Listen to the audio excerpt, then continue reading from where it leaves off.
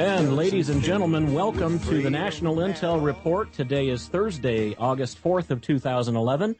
As you may have already surmised, I am not John Stadtmiller. I am filling in for him. I am Antonin Feori, the host of the Crimson Pill radio program here on RBN on Saturday afternoons. Folks, we have an action-packed show for you ready today. I'm calling this Wake Your Neighbors Day, the program for the National Intel Report this afternoon. The reason for this, well, many of you who've been following my radio programs in the past here on RBN or in my former networks as well, or if you followed along with past programming on my YouTube channel or on the website, crimsonpill.com or Crimson Pill TV on YouTube, you know that what our program is all about is trying to help wake the neighbors, trying to inform, trying to instruct, trying to provide the bases for how it is that we can help wake up those around us that, frustratingly so, even in the face of all of this overwhelming evidence about the injustices being done to us and around us, they still somehow have not quite yet awakened. And folks, take a look at this week alone. Today, just today alone, how many people across the United States have seen their 401ks take somewhere between a 3 and maybe even upwards of a 10% hit in one day alone? We haven't seen this kind of drop. My understanding is since the late 80s, 1987, I think, Black Friday. And that's not nearly the end of it, folks. It's just the tip of the iceberg. Earlier this week, what the mainstream media likes to tell people was this earth-shaking debt ceiling compromise that had been achieved. What is it really? Folks, it's another nail in the coffin. They've created this super Congress, which is simply a matter of usurping and stripping away additional constitutionally protected facets of what our republic was originally founded on. Folks, we need to awaken the neighbors. That's been the trouble. So many of you loyal RBN listeners out there, you are veterans in this subject matter. You are well schooled. But the trouble is, we can no longer just rely upon these radio programs. We can't afford to just preach to the choir to one another with these messages of truth. We have to expand our outreach, and we have to find those ways to make sure that our neighbors, let's face it, in this last year alone, so many of them have begun to awaken as they themselves have lost their jobs. The companies that they've committed their life's energies for 30 or 35 years have fired them. Folks, what we plan to do is we are very excited to have Dr. Judy Wood with us. We're going to talk about the truths and some of the forensic facts about the events of September 11th. And we're going to do so in a way that we can spread that word and wake the neighbors. Please join us in just a few moments. We'll be right back. And ladies and gentlemen of the RBN listening audience, welcome back to the National Intel Report, minus John Stadtmiller. As I've mentioned before, this is Antonin Feori from the Crimson Pill, gladly and proudly sitting in for John today. And this is the Wake the Neighbors program, where we are going to be visiting in short order with Dr. Judy Wood, author of Where Did the Towers Go? Before we begin and bring Dr. Wood into the program, just a few more thoughts from my perspective before we start. Folks, I've been doing my radio programs for just a little over 2 months now, and I've received a tremendous amount of email in support almost exclusively from members of the listening audience. You provide me with fantastic ideas, additional research that I'm able to lend and bring into my research and the radio programs. And I've had a tremendous number of folks writing in with the request to have Dr. Judy Wood be a part of one of the Crimson Pill programs. And we're so fortunate today on such short notice to have Dr. Wood join us. Now, for many of you in the listening audience, you're already very well versed in Dr. Wood's work. You've been to the websites. You've probably got a copy of her book, Where Did the Towers Go? But we also know that we have brand new listeners to the program each and every day. And even among our veterans out there, the ones who are already rather well versed in this stuff, what I have to say is this: as many emails as I get with suggestions and show tips for the program, I also hear from so many of you veterans out there who describe that in your own personal life, you've kind of given up over time. You've become frustrated that you can't get people around you to awaken. And I can empathize with that firsthand as well. In fact, some of you have heard me talk about that with callers that call into the programs in the past. And as we move into this subject today, I want to preface it with the notion that in our first hour, Dr. Wood and I are going to sort of begin from the basics, from the ground up. We're almost going to assume that we have mostly new listeners involved. And then as we move to the second hour, we'll have a chance to entertain some phone calls, and maybe some of you veterans out there will have a chance to ask some focused questions or some things you've been wondering about for a while now that you would love to be able to visit directly with Dr. Wood. I'm going to, just before we bring Dr. Wood into the program, just say one last thing. I cannot tell you how many times I've been with others that are truth seekers, that want to know the truth, or that are calling for a new investigation of the events of September 11th.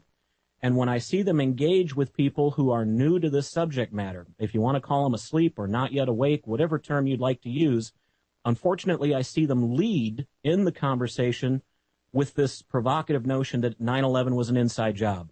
Now, if that's true, if that's not true, if that's your perspective, if that's your belief, and I won't state where I sit on the issue at this moment, that's the wrong way to lead when you're trying to get someone to awaken. When you're trying to get them to go from 0 miles an hour and accelerate to 60, you cannot get there in one heartbeat, and that's the wrong approach.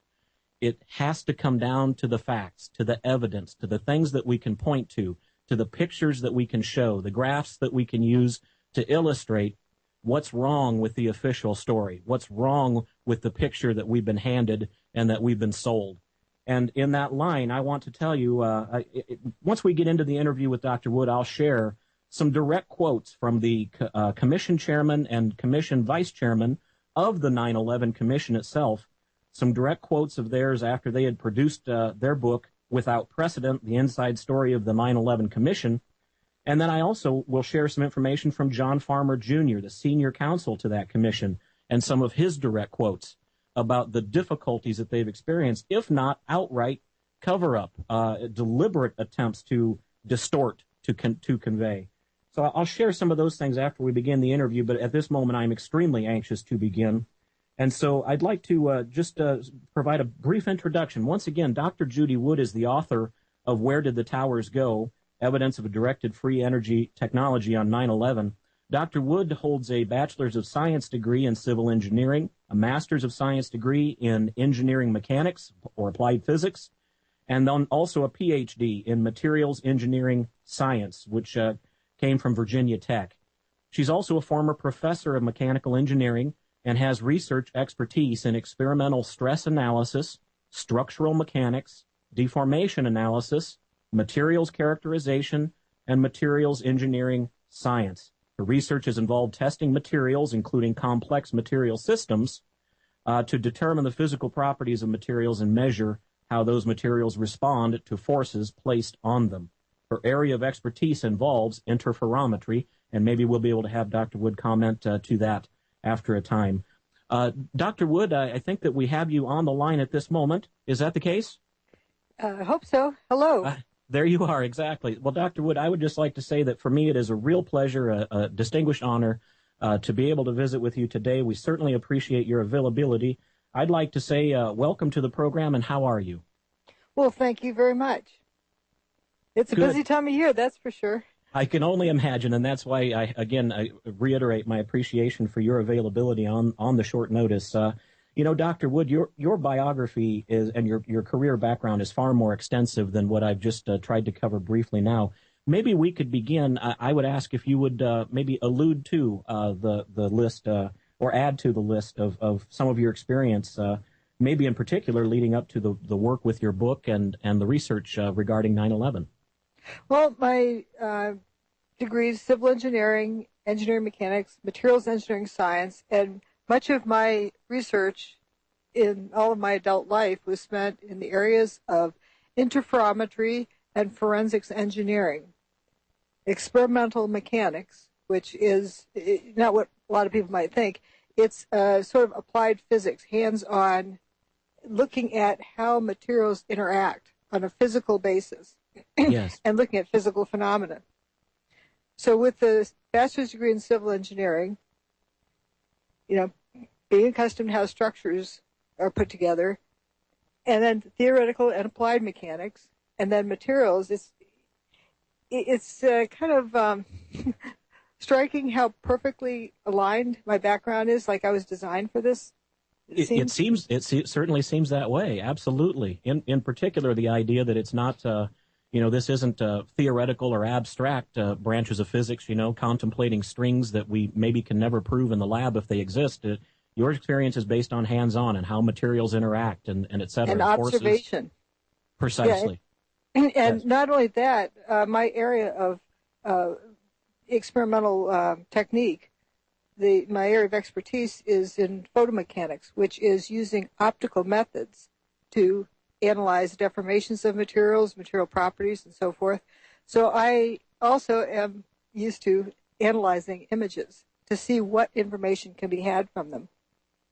Very interesting. And of course, that's an extensive part of your book itself, as well as the resources that you have made available on your website, as well as a lot of the photographic evidence.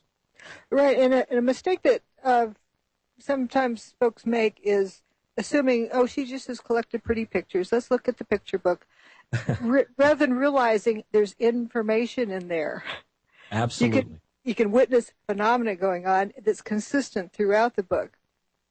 Absolutely, and I would hope that we have quite a few listeners out there who've had maybe it's an unpleasant experience of sitting on jury duty, and if you've been involved in one of those trials that is, has anything to do with some serious events that have occurred, tragic perhaps, that it's loaded with photographs. That's an extensive part of what evidence is when cases are brought to trial is photographic evidence, because that really provides the picture of some of the various circumstances or particulars involved, I think. And it's one of the best ways to capture the events of that day. It lasts throughout time, rather than having something that degrades with time. With a traffic incident, a car wreck, they need to move the cars out of the way, so how do you recreate where things were in the pictures? Quite right, quite right. That, in addition to a lot of the evidence that was hauled away so quickly before there was a chance to make analysis. Some stuff, we're told, was shipped overseas in just a short span of time. Wait a minute. Sorry, I deprogram people as we go. Okay, I appreciate that. That's one of the talking points that a lot of people have just memorized. I see, okay. I've yet to see any evidence of this, of significant amounts of debris being shipped to China, Asia, or wherever. Oh. Not only that, on 9/11, after all of the buildings went away, I won't say collapsed, after they were destroyed, you look at the rubble pile, quote, pile, and it's not really a pile. It's like, where is it? Where is the building? Yes. And it was a news report from ABC News with Peter Jennings in the studio and George Stephanopoulos at the site 1 day later that inspired the name of the book, Where Did the Towers Go? They're talking, and Peter Jennings asked George Stephanopoulos, well, where's all the debris? Where's all the rubble? Yes. And George says, I've been asking that same question. And one volunteer, and he names him, said that it all fell down to the ground, was pulverized, and then evaporated. Yes. That fact, sounds so ridiculous. Indeed, it does. Yeah, they're doing the best they can in that situation. But what it says is there indeed was a lack of debris. Yes, quite right. Yeah, and I'm familiar with a couple of clips of even from the day of the event and some of the news coverage. Some of the videos taken from helicopters and hearing different reporters and or the personnel sitting in the studios commenting to that effect as well. So we're in agreement on that point. That we've been told that there is all this material, all this iron or metals that have been shipped overseas or done this or that. I'm even recollecting one of the episode of Jesse Ventura's program where he went to the one of the warehouse facilities where supposedly it was held, but of course had no access. And so it seems like that's a lot of what we've been told, but there's nothing to support that. Mm-hmm. Exactly. Well, Dr. Wood, it sounds like we're ready for our next commercial break. Folks, please tune into these messages, support our sponsors, and we'll be back here on just the other side of the break with our continued discussion with Dr. Judy Wood. Welcome back, ladies and gentlemen of the RBN listening audience. At 23 minutes after the hour, you're listening to the National Intel Report. I'm Antonin Feori from the Crimson Pill program, sitting in today for John Stadtmiller. We're visiting with Dr. Judy Wood, author of Where Did the Towers Go? And also the manager of her websites, drjudywood.com, as well as